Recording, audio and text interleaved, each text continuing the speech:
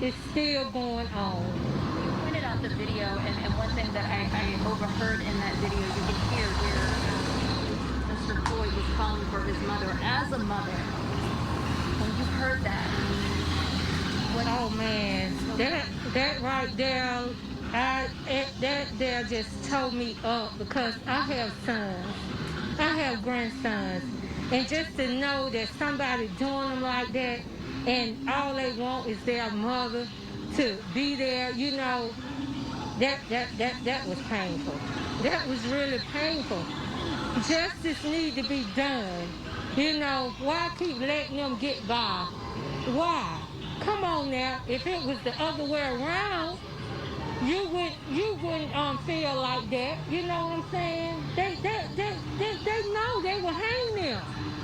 They will hang the black man if he did that to someone, a white person. Come on now. They need to stop it.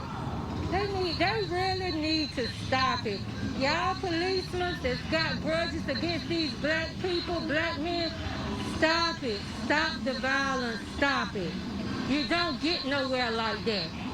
But I feel like justice gonna be done. It's got to be. Look how they tearing up all the places, destroying the buildings. Come on.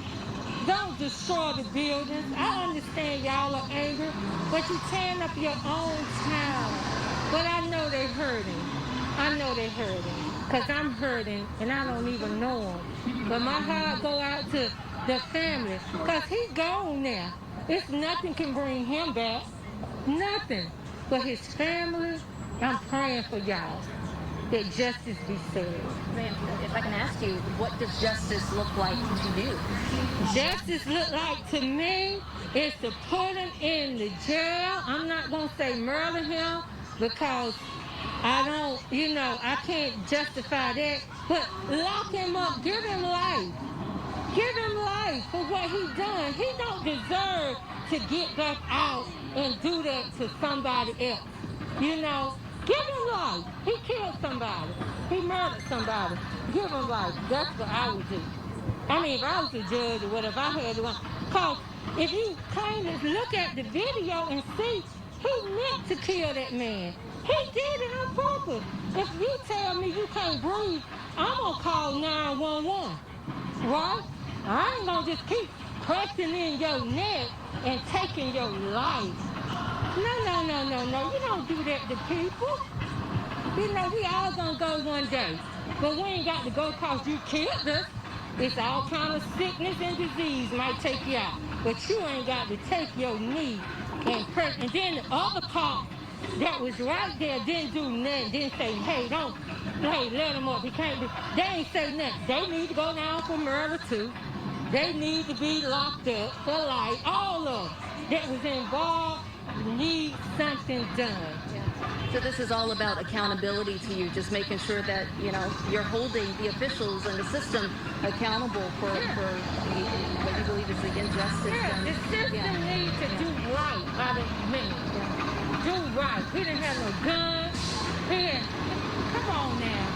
Yeah, they need to do right. Come on now. Yeah, and those are the heartfelt messages, the demands that you're going to hear later on tonight as this protest continues to thicken throughout the night. Now, I just had a chance to ask one of the other organizers or someone who's been out here and very close to the organizers what type of crowd he was expecting and how large. He said, it's kind of tough to call. A lot of people might be at work, but, the overall message does not die down, even though the crowds have done so. So, DeJuan, we will continue to monitor, the protests here in downtown Durham, this 5 Points area. But a lot of what you heard is what we are expecting throughout the night. Well, Morgan, I do want to hang tight with you, and if you could just put yourself on pause for just one quick moment. I want to share with our viewers as well as you a statement, some sound that we actually heard from NCCU law professor Irv Joyner on violent protests. Let's listen.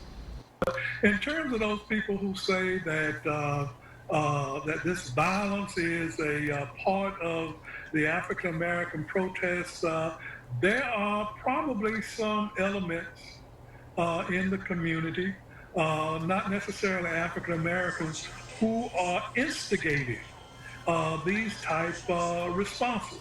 African Americans who protest are not violent by nature. And when they protest, they don't back down.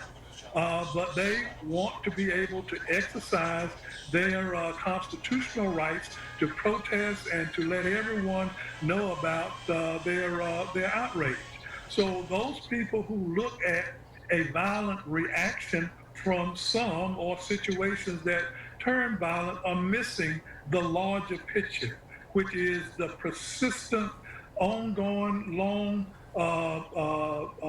level of attacks directed at African American men and African American people in general by the police. And that is a countrywide response. It happens everywhere. No matter where you aren't safe. And Morgan, I want to take it back out to you. I believe that you also just heard there from NCCU Law Professor Irv Joyner. And as you listen to that, do you hear anything from members of the Durham community about what they're expecting tonight as they begin to reassemble and get ready for these evening hours? You know, the one I've heard, peace, right? You know, that's a common, word that I've heard throughout this entire protest. And even when I was listening to Bridget as she was covering this as well, it's just been a completely different theme here. You know, they want to be heard. They want to hold officials accountable, and they want their message to really seep into the ears of those who are willing to listen. So the overall intent from what I heard personally from Skippy, the organizer, is that he wants this to be peaceful. He wants their message to be heard. Now, he did say that he can't speak for Durham police if, things got agitated or things begin to clash. But he says his overall intention here is to make sure that things stay calm and make sure that they're really able to, get their message across. One thing that I do want to point out that I heard Mr. Irving, and forgive me if I don't have his first and last name correct, he talked a little bit about what a common thing is deflecting. And that's the concern of going to the riots over understanding the root of the riots and not understanding the rage, not understanding the fear and the panic of the situation and clinging to that. And that is a common concern that I've heard here is that, and you just even heard it from my sister a few moments ago, she was just talking about how the riots, when you place emphasis on that, you really aren't hearing the message and you really aren't understanding the hurt. And so that's what we're balancing here. We're seeing the clash even in Raleigh right now. We're seeing the clash in Atlanta. We're seeing the clash in Minneapolis. But if you look here in the heart of Durham, you've got a diverse culture of people. You've got people from all different walks of life, and they're rallying beside each other. And they're strengthening in numbers, and they're calling in peace to be heard and to heal as well. You got to think that this has been a time of intense anger, intense frustration, understandably so. But when you have a people, and I was talking to another protester a few minutes ago, but when you have people coming together, strength in numbers, it makes you feel safe. And so that's what we're balancing here is the rage, is the healing, is the hope against the stigma of the riots, if that makes any sense to one. All right, Morgan, again, just do want to thank you for that. And are you seeing that crowd grow in size at all? I mean, you've been down there for a little bit over an hour now. Are you seeing more folks show up? Are they all congregating in one general area? Or walk our viewers through exactly what you're feeling for our folks who are at home right now. Yeah, I was going to say that too, Dewana. It's probably just easier for me if I can just kind of walk you through what I am seeing. This is, again, 5 Points, this central area where this park has kind of just been the heartbeat of where this protest has started. We are starting to see a few more people gather in. If you have stuck with us, all the evening long, you know that we have talked with, these folks here, and they have the passionate approach and talked about how they have to talk with their young children about what this means, everything that's gone on, and then really explain to them what happens from here, those tough conversations that we've been talking about all evening long. But again, we have people waiting here.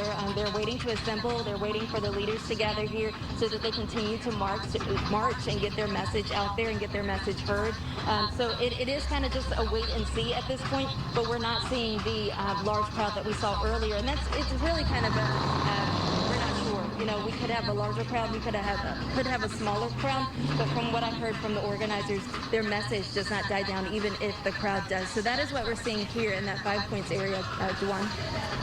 All right, Morgan, do want to thank you for that. And again, continue to stay safe as you are down there. all of these protests that we're watching down in Fayetteville, Durham, Raleigh, and other cities across the nation are coming on the heels of the death of George Floyd, who lost his life earlier this week at the knee of a Minneapolis Police Department officer. We do want to go ahead and join our folks at ABC Network with what they have for us, a special report on the aftermath, if you will, of what's happening right now in Minneapolis as we see violent protests erupting in cities across the U.S. We're going to allow our crews to take a quick break and reset. Overhead, passionately opposed to the president's handling of this crisis. I've talked to some demonstrators here who say they feel the president is saying one thing publicly and yet tweeting another. Many saying they feel the only solution here is to vote Donald Trump out come November. And you can see there's actually the police line here is right behind me. And that's where we've seen many tense moments. So far, the Secret Service have been able to keep people on this side of Lafayette Park, but we have seen occasionally demonstrators able to break that line. And in those instances, we have seen officers spraying pepper spray into the crowd. We've also seen some in the crowd throwing water bottles back at the officers, some taunting the officers. We've also seen some fireworks being fired off, in which case you've seen many in the crowd immediately running. There's no question, Terry, it is a very tense scene, a crowd on edge. But I also have to say that the president tweeted today that he heard it was going to be MAGA night out here on the streets of Washington. We have seen very few, if any, supporters of Donald Trump here in this crowd today. Probably a wise decision from those people. It did sound like the president was encouraging his supporters to confront people. That's the last thing the country would need right now. Mary, thank you. Stay safe out there. I want to bring in for some perspective, some historical perspective on what is happening. This is a moment in our history, a familiar moment in some ways. Dr. Leah Wright-Rigueur is a professor at Harvard University and associate professor of public policy at the Kennedy School and the Harry Truman Professor of American History at Brandeis University. Excuse me, Dr. Wright-Rigueur, who joins us on the phone. This does feel familiar as a historian, as an African-American, as somebody who's looking at the anguish this country is experiencing tonight. What do you see? So it's absolutely familiar. You know, at this point, nothing new is under the sun, although certainly history does change. Things do change over time, and there's, there are changes that we should consider. However, we've been in this moment many, many times before. No one should be surprised, right? All of the pieces of the puzzle to really ignite into protest, into rebellion, into urban uprising, all of those pieces have been there. They've been there, this time around. They've been here in the 1992 Los Angeles riots. They've been here in the 1968 riots, these hundreds of riots that we saw across the United States in the 1960s, and on and on. So those pieces there, particularly the disenfranchisement, the mistreatment, and the rampant inequality that really defines and underlies a lot of these protests and uprisings, are not new. So what we're seeing really is a reaction to all of those things, and all of this coming full circle. And why, Dr. Wright-Rigueur, why now? It does feel like the country, after 400 years in some ways, is reaching a breaking point on this. Why? So it always, in moments like this, particularly when people have had enough and really begin to find ways that exist outside of what would say the normative of behaviors, like voting or say marching in the streets or things like that. When we see that, part of that is because they have reached their limit. They are frustrated. They are deeply, deeply angered and enraged about their treatment and mistreatment at the hands of authority figures, at the government, of in this case police institutions. Right, so rampant inequality. So that's why now, why it's happening now. That's why we're seeing it erupt right now. On top of that, I think there is a dimension of this that is slightly different from the past. So we have this massive pandemic that has affected and really dramatized inequality in this country. We know that COVID-19 is disproportionately affecting African Americans. And so part of that frustration that we're seeing is that African Americans are saying, look, I'm not safe when I'm in my home during the midst of a pandemic. I'm not safe when I leave my house. So you're seeing that frustration bubble up, and that's what we're seeing with the protests, and that's what we're seeing with these uprisings. All right, Dr. Leah Wright-Rigueur, thank you very much for that historical perspective. It is a night of clashes across the country between police and protesters. Some, it seems, outside agitators, as the mayor of Minneapolis and the governor of Minnesota said. I want to go to Robert Boyce, who's the former chief of detectives in New York City, and has experience, with how New York has gone through moments like this in the 1980s and the 1990s. Every American city has. As you look at the beginning of what feels to me like a long night ahead, how do police prepare for this? Yes, hello, how are you? I'm doing well, thank you. So I'm about 6 blocks away from the current protest right now in Brooklyn. I live in Brooklyn. When you go outside my home, you can hear the helicopters overhead. You can hear the crowd, the buzz of the crowd not too far away. Right now they're on Atlantic Avenue. It looks like they're going to either the Brooklyn Bridge or the 8-4 precinct, from what I can tell thus far. So we had a very tough night last night in the police department. Several of my friends that I know personally were attacked with bricks and rocks. And it was a very difficult night, nearly losing a police station here. However, tonight's a new night. We have to go back even stronger than we were before. As you know, the New York City Police Department is 36,000 people. I will tell you, just about everybody, in fact, everybody I've talked to in law enforcement is outraged by this equally as anybody else was. We haven't seen something quite this, I'd say, terrifying. And in my time, I did 35 years in the street. This went on for almost 9 minutes. We saw this man die on TV. There's no question about it. I think Mike Freeman, the Hennepin County attorney, was exactly right. It was a depraved situation. So clearly, he's been arrested. The others, I think that he also said he anticipates their arrest as well. So where we are now, right now, no one wanted to go back to this. I thought in my career there was a difference between now and 2014 when we had the summer of Ferguson and Garner, where we had people marching in the streets just about every night that summer. It led to the fall with the attempted murder of one police officer and the assassination of 2 others in New York City. No one wants to go back to that. So you can imagine how angry other officers were when we did. We saw some real progress.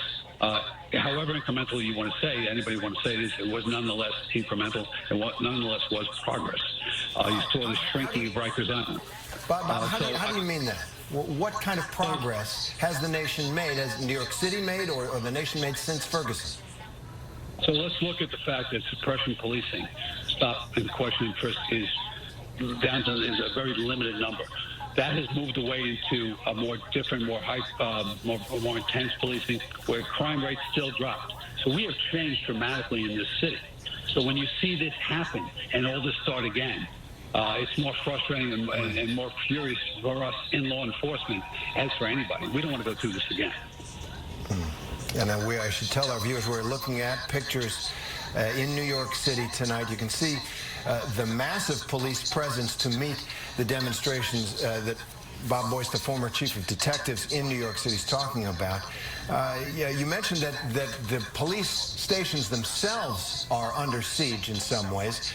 We saw in Minneapolis one of those precinct houses overrun, burned, looted. How much of a concern is that in New York City tonight and other places in America? Concern. I think folks have to understand that when I think the Minneapolis governor called them agitators, they are just that. These are outside folks. 4 New York City police officers attempted murder of 4 New York City police officers last night when a woman threw a Molotov cocktail at the band. Could have killed all 4 of them. She was arrested. We found out she's not from New York City. She's from upstate New York. So people come in to agitate, to start trouble. There's most of the folks walking out there tonight, righteous indignation over this incident, as everybody is. However, there's an element that wants to start trouble and whip up a mob to do things they normally wouldn't do. Clearly, that's the issue here. We see bricks thrown at police officers. So I think I'm hoping not in for a long night, to be honest with you. They could be marching to police headquarters, is on the other side of the Brooklyn Bridge, or the 8-4 precinct, which is nearby as well. We'll see where they go and what do. It's about 2,000 people. That's not overly large for us. We do this every day in New York City. There's all kinds of protests here, so it's not unusual for us. There is no police department in America readier for a large protest or a large event of any kind than New York's. Robert Boyce, former chief of detectives in New York, thank you very much. And the note that he struck, there is righteous indignation on the streets of America tonight, distinguishing that from the violence that has flared up, some of it deliberately spiked and we're going to go to Philadelphia at the moment. WPVI and their live feed of what is happening in the city of Philadelphia. We will listen to their coverage.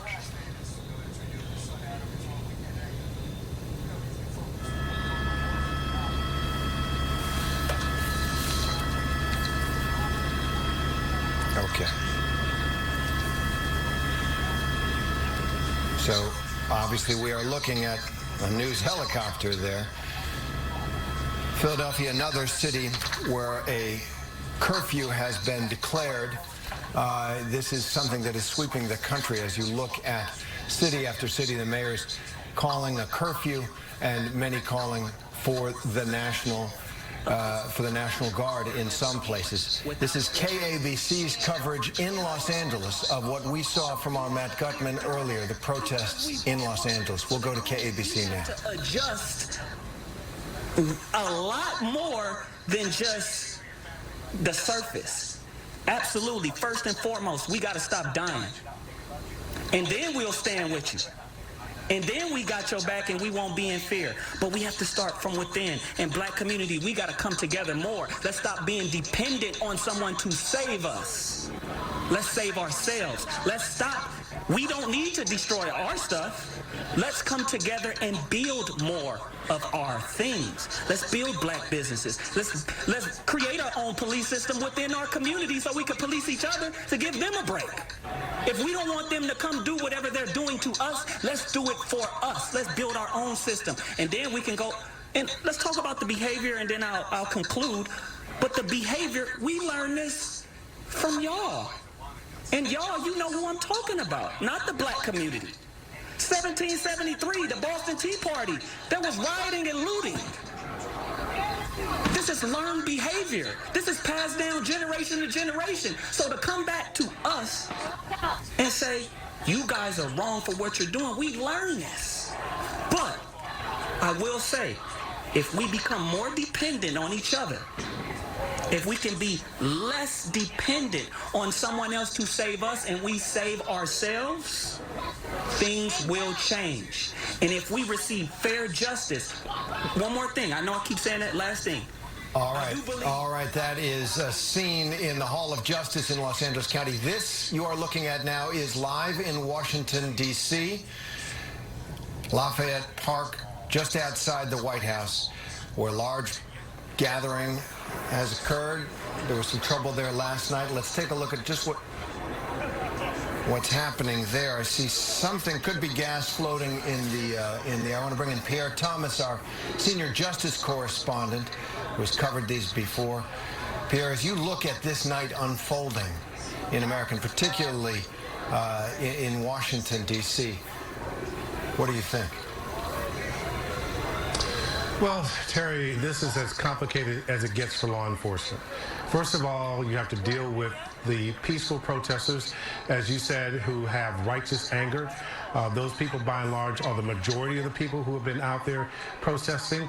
They are angry. They're sick and tired of being sick and tired about, law enforcement killing unarmed black men in questionable situations, often involving routine situations. And it's important to remember that in the case of Mr. Floyd, the call was about using counterfeit cash to buy illegal cigarettes, and he's dead. So there's that. Then you have to worry about the element of people who may be from the community, but who are criminal in that they're willing to throw rocks and bricks, loot stores.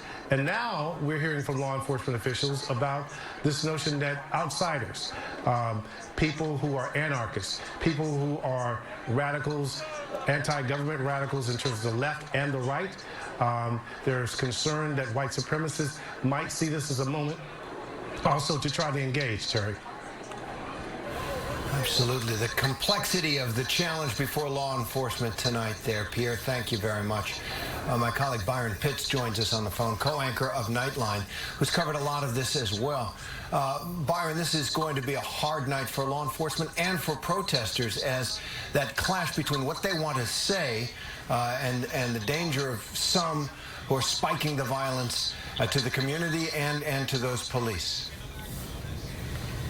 You know, Terry, I think about when I was a child during the Civil Rights era, and these moments occurred in our nation, and it was in black and white on television.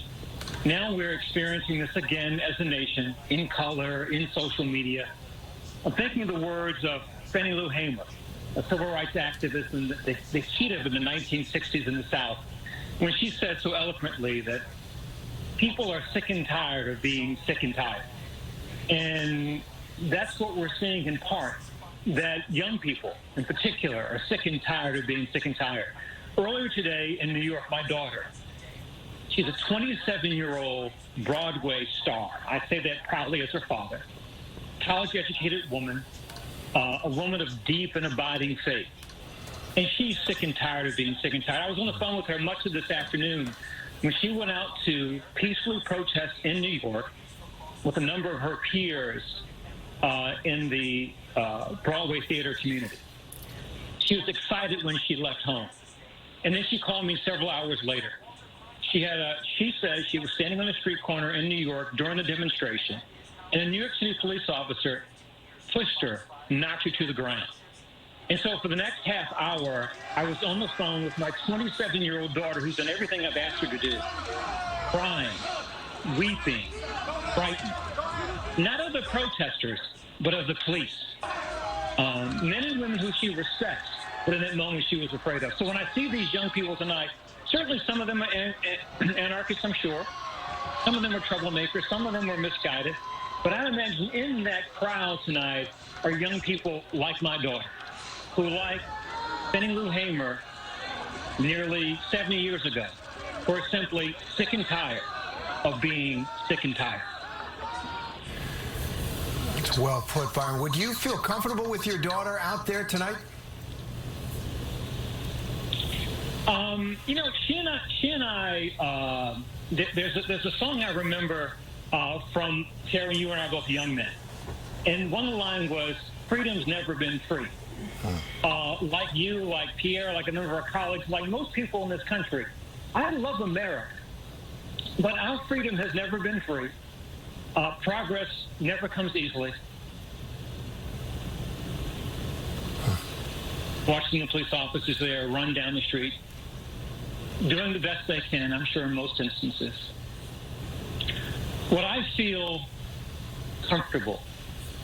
You know, Terry, and if I may, I'm 59 years old. I'm an African-American man. Comfort to me may not look like comfort to you or some of our other colleagues. If she felt that she needed to do it, I would support her. I would pray for her. We're a family of deep and abiding faith. And I told her that what she's experiencing, what her peers are experiencing, what our nation is experiencing, is not new in our nation's history. So often in our history, in order for us to make progress, there is anger. There is violence. Certainly good and decent people pray there won't be death, but freedom's never been free. And protest for rights, for freedom is a part of the tradition of this country. Byron, thank you very much. The challenge for law enforcement tonight is significant, to say the least. John Cohn, former FBI agent, ABC News consultant, is with us. John, how do you view the situation as it is unfolding in city after city, and the difference between the capacities of a place like New York and Columbia, South Carolina, which has a curfew, Columbus, Ohio, Salt Lake City? How do you look at what the challenge is to allow the free exercise of the protests and keep the community safe? Yeah, Terry, I mean, as I listened to everybody who was on tonight, I mean, we really are in the midst of a perfect storm.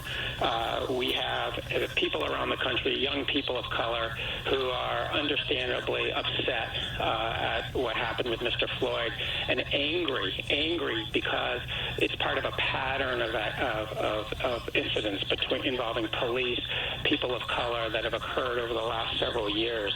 We're also in the midst of a pandemic, which is disproportionately impacting immigrant and minority communities, and it's not only impacting them from a health perspective, but impacting them from an economic perspective as it continues its way through the country.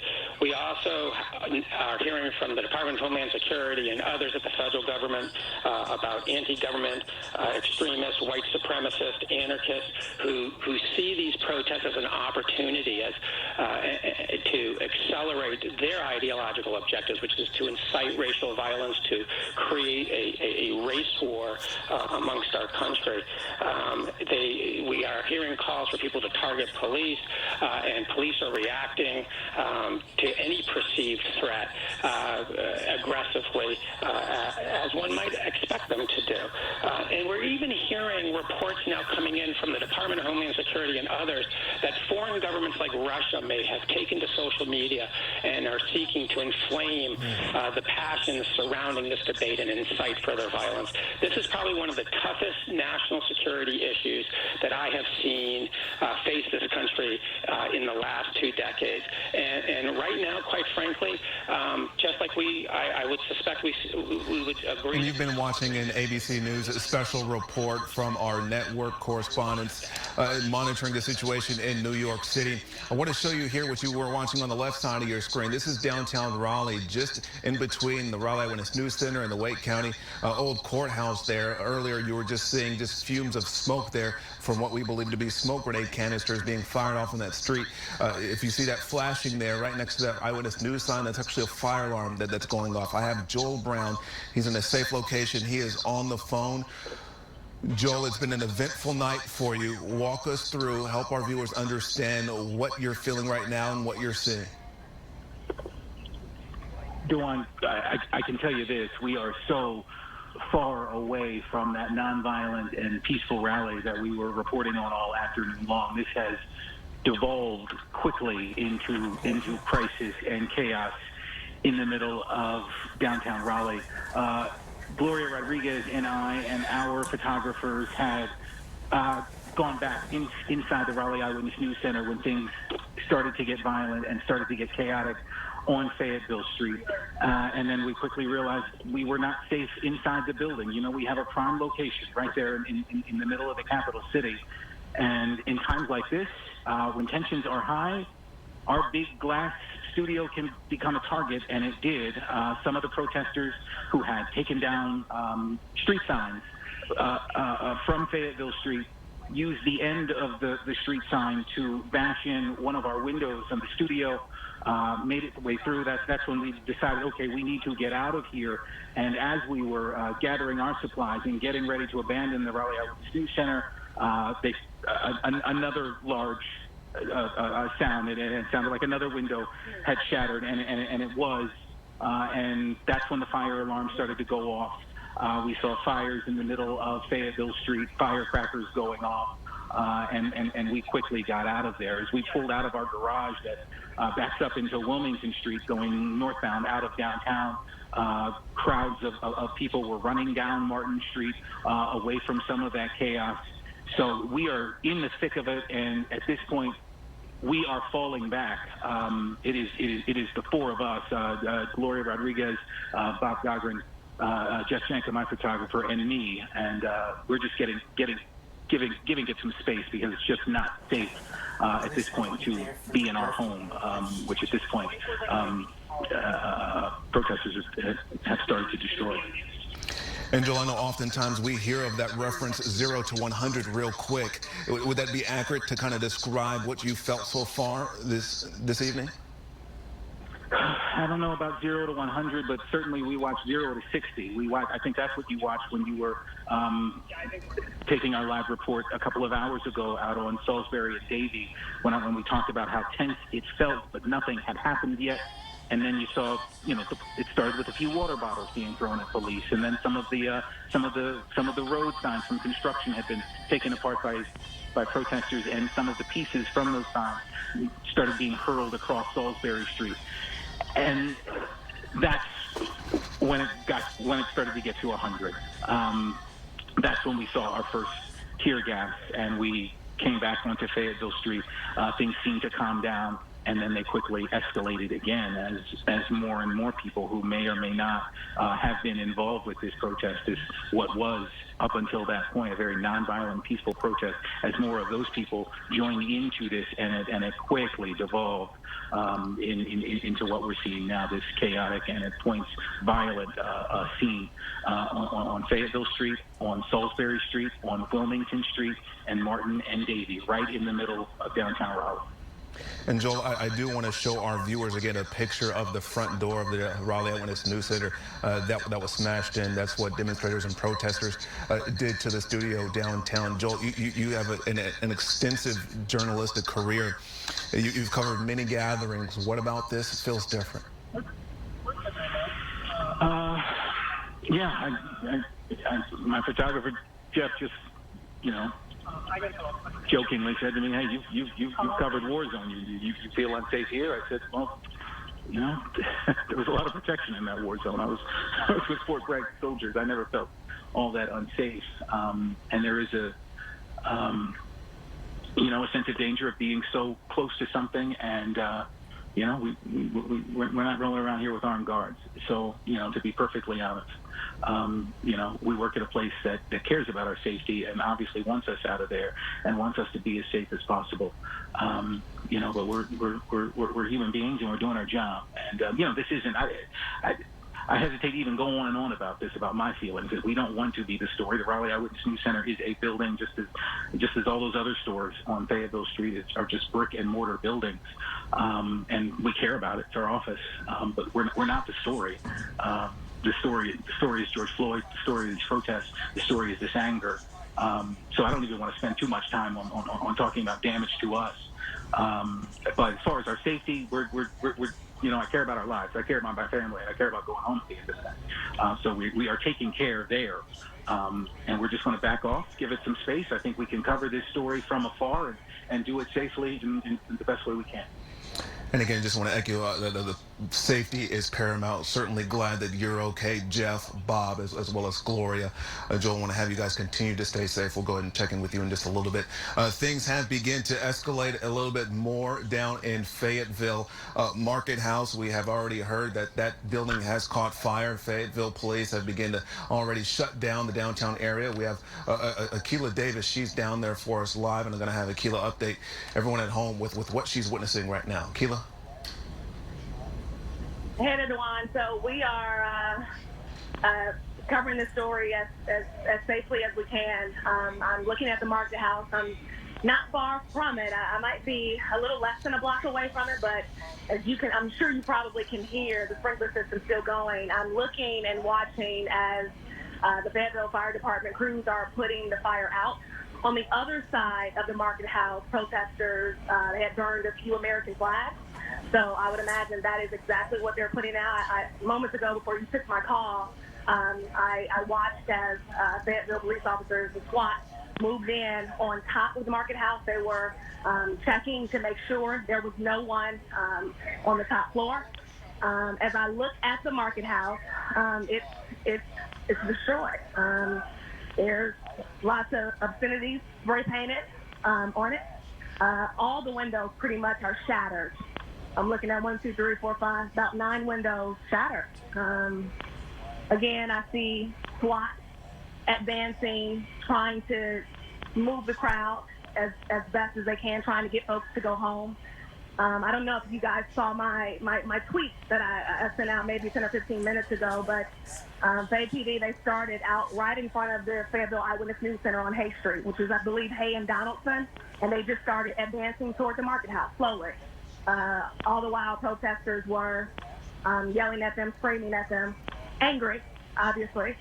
So I will say that it's not as many people out here now, but still a sizable amount. Go on. All right, Akilah, you're on the ground there for us in downtown Fayetteville. Continue to stay safe. We'll go ahead and check in with you in just a short moment. I do want to get you back over to Morgan Norwood. She is still live for us right now in downtown Durham. Morgan, since we last spoke with you, I see that you've moved from that 5 Points area, kind of like near CCB Plaza, if you will.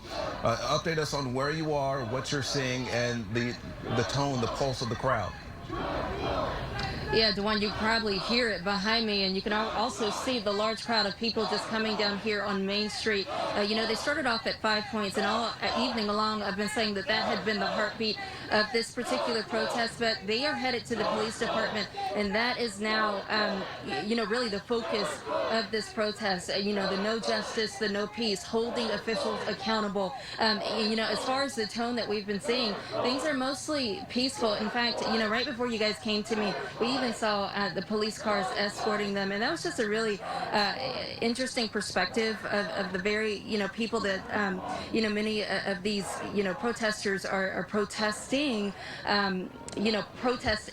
escorting them into the area in which they are supposed to be. So as far as what we are expecting tonight, as I've been saying all evening long, Skippy, the organizer, he tells me he does not want this to be a violent protest, in contrast to what we've been seeing, in Raleigh, and especially Fayetteville. Very heartbreaking there. He wants the message to be heard. He's anticipating that, that things are not going to get that way. He does not want to see any violence in the city. He does not want the message to be distracted in any way, shape, or form. So as you can see right now, they're just gathering in front of the Durham Police Department. You see a lot of signs.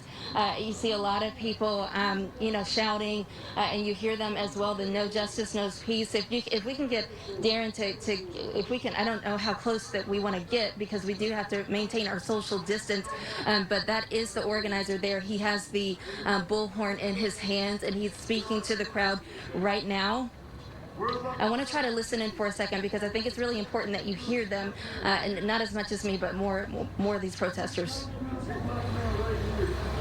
We can protest and we can get our point across, and we can do everything that we can do. We can fight for justice without doing a legal stuff.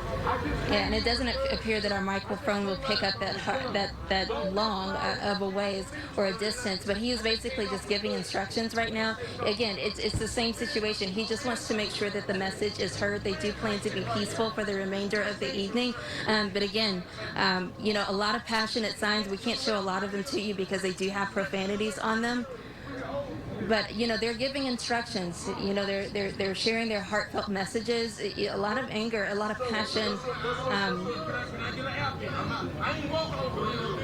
I apologize, guys. I'm just trying to make sure that I'm listening in so that I can relay what their message is back to you as well. But all afternoon long and all evening long, we've just been hearing from people who have had to have those hard conversations with their sons, those hard conversations with their daughters, those hard conversations with each other. And what's interesting here, and really beautiful from what I've been hearing from a lot of protesters, is the fact that we're seeing people from all different walks of life, all races, all religions, all ethnic backgrounds coming together under one particular sound and under one particular theme and motive here, and that's just to be heard.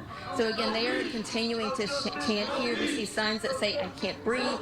We see signs that say "It's time," or "No justice, no peace." It's time. Some others with profanities on them, but again, they just want their message to be heard today, and without the distraction of what we've seen in terms of the riot. So I'm going to go ahead and send that back to you. I really want to listen in and really give you that perspective. So if I can check back in with you in about 5 or 10 minutes, it'll be a lot better. That way I can really hear what they have to say. All right, Morgan, we'll go ahead and check in with you in just a few short minutes. Thank you. We do have Joel Brown still on the line, and still want to take you right back out here to downtown Raleigh. I'm trying to make out exactly where they are right now. Looks like they appear to be on Salisbury Street, if I'm looking at this correctly. A large crowd gathering there. Also see a Raleigh city bus there in the middle of the crowd. We still have Joel Brown on the phone with us. Joel, it's been a really intense day. We've seen the temperature of the size of this crowd begin to change as the hours and the night begins to fall. Update us on what you're feeling, how everybody's doing back at the studio, as well as what's happening down there on the ground. Hello? Yeah, we, Dewan, if you can hear me, I'm sorry. We moved away from the Raleigh Eyewitness News Center when it was clear that it was no longer safe to be there. And if you weren't with us a few minutes ago, we got to that point after things started to escalate out on Fayetteville Street and Salisbury and on Martin and Davie. more violent back and forth between some of the protesters and some of the police officers. We saw the tear gas. Jeff Janko, my photographer, and I, we felt the tear gas and the burning of our eyes. And at that point, we retreated to what we thought was a safer point. We thought we would be safe inside our studio, inside of our downtown Raleigh Eyewitness News Center. And at that point, some of the protesters had taken signs down out on Fayetteville Street and had used the butt end of the sign to bash in some of the glass there. It's a lot of glass, and it's certainly a target. And media is going to be a target in a situation like this. And that happened, and more windows were broken, and it quickly became clear that we should get out of there too. So I don't know what the status of our newsroom is right now. I can't tell you. I know when we were pulling out of the garage, the fire alarms were going off. I spoke briefly to one of the servers over at Sono, the sushi place next door to the Eyewitness News Center, and this was before we left, and he said, "Oh, they're not trying to come in." But I think that changed from one of our camera views from outside. It looked as if they were, and when I say they, I'm talking about some of the protesters, were trying to continue to smash more windows in, leaving the possibility, of a breach and people who we don't know and with different motives coming into our office. So it certainly wasn't a safe place to be. So we got out of there. We're north of downtown right now, away from the chaos, in a safer place, and we're going to do our best to report from here. We've got our eye in the sky. Chopper 11 is up there, keeping an eye on things from Salisbury and Davie and all those points within that very compact part of downtown. But when we left, Wilmington Street was packed with cars. I would imagine some of those cars were people just like us who were downtown and were deciding to flee downtown, and some of those cars were people who were coming to see what was going on and join in on some of these protests. And certainly, I don't say that to suggest people were coming with any ill motives. My experience down here is that people were passionate about police brutality and protesting against it today. And some of this stuff that we've seen tonight, as far as destruction of property and violence and back and forth with police, those are symptoms of a bigger problem. But we've chosen to get away from it at this point because we think that's the safest option. And Joel, I do want to share with you, as well as our viewers at home, we've since switched to a different shot right outside the Raleigh Eyewitness News Center. But before we had switched to that shot, Chopper 11 was showing, which I believe to be on Salisbury Street, and we have the shot up again. But Chopper 11 was showing a large crowd, as well as a Go Raleigh bus in the middle of the street, somewhat advancing with the crowd. And we saw members of this crowd disperse. Smoke grenade canisters, and from what I could tell, it appeared to be a couple of flashbangs.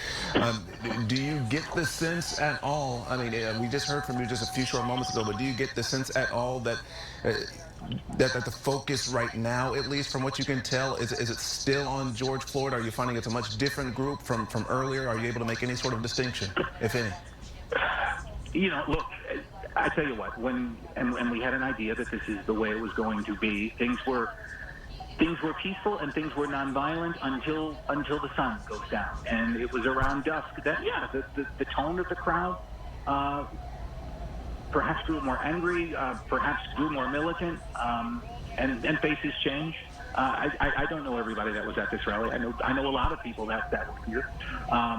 But yeah, certainly the crowd was changing throughout the day. This was a very organic kind of event. There were several groups that were, on the flyer as organizers, but then there were a lot of other groups who knew about it, who were passionate about it and joined on, and then a lot of other tertiary people who joined on. So yeah, it's hard to say as far as who is here now that wasn't here earlier. But certainly you didn't get the sense that things were breaking up. I think things were only getting more tense as we were, getting away from it and getting further north of immediate downtown. Yeah, Joel, and as you mentioned that word tense right now, Chopper 11 is over the CVS that you and I are both quite familiar with on the corner of Fayetteville and Hargett. We're seeing protesters now turning into looters, going inside, breaking inside of that CVS, taking things out of that store. You mentioned it, that tone began to change as the night began to fall.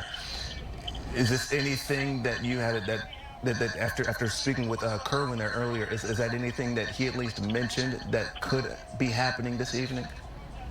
Yeah, I mean, honestly, we did this story yesterday, and I talked to Kerwin and I talked to Dawn Blagrove, who is also another one of the organizers. She leads Emancipate NC, and these are both smart and thoughtful people. I've known them for years, and when we asked them, well, we've watched what's happening in Minneapolis, and, we saw what happened in Atlanta last night, downtown Atlanta, in Centennial Park, and outside the CNN Center, and so many other cities. How do you make sure that doesn't happen here, happen in our city? And both of them were perfectly honest about it. Joe, we can't guarantee that. We're organizing this because we think it's important, and we think people need to speak out. This is not something that we can overlook. Talking about what happened to George Floyd, this is a time to rise up and speak, and we can't guarantee that it won't devolve into something. They were very passionate about the fact that they didn't want police to be the aggressors in this situation and try to agitate violence from the protesters. I was not close enough to any of these interactions to say or be the judge of who was the aggressor or not, but certainly aggression was had, and that's what we saw play out. Now, I can't see. We're far away from Fayetteville Street. I don't want to say far, but you have a better view than I have. But as we were going north on Fayetteville Street, yes, we heard the reports that as well as the windows that were being smashed at the Raleigh Eyewitness News Center, they were smashing windows at CVS. Fayetteville Street was open for business today. I mean, as much as it could be open for business during a pandemic. So many stores were closed down, but many stores were open, and I say that because I think it speaks to the hope that many people had in this city that this would be a peaceful, non-violent protest. The Big Easy, the New Orleans style restaurant, a couple of blocks away from our studio, was open for business. They've been back open for dine-in service for the last 8 days. They had people sitting and enjoying meals and beers out on Fayetteville Street while the protest was happening. So they weren't boarding up. They weren't preparing for potential violence, and neither was CVS. So all of these stores, which have now closed, I mentioned Sono Sushi just a minute ago, they were open for business tonight. When they noticed that things were getting tense out on Davie Street and on Salisbury and saw the tear gas, they immediately locked their door, but they were still there. So things were open in downtown Raleigh, and they were not preparing for looting, for violence, for signs to start coming through glass. I don't think any of us, I don't want to say expected this, but certainly knew there was the potential, but no one was preparing that seriously for it. And right now we're speaking with Joel Brown. He is on the phone. He is in a safe location as the situation in downtown Raleigh begin to take a turn for the worse. And we also seeing right now, Joel, I still have you. It looks like protesters have begun to set fire to something right in front of that CVS there on Fayetteville and Hargett. It's a little bit difficult to tell exactly what they've set on fire, but there is an active fire right in front of that CVS. And much like you just mentioned, certainly nothing, you don't want to say that just you didn't expect it, but you were aware of the potential that did exist. Joel, we'll go ahead and keep you on the phone. We do want to play for our viewers a conversation you had earlier today, speaking with some of the community advocates who were planning this and helped organize this protest in Raleigh today before the sun went down and before things became incredibly tense. Before I go ahead and get to that, though, just Joel, while I do have you, this fire is continuing to spread in size here. And again, it's a little bit difficult to tell exactly what they have set on fire. But the CVS, as Joel mentioned, they were not planning for any sort of protest or demonstration. We're seeing these protesters, these looters here, position this fire closer to the front door of the CVS. And if you're unfamiliar with the geography and the landscape of downtown Raleigh, this is the CVS is adjacent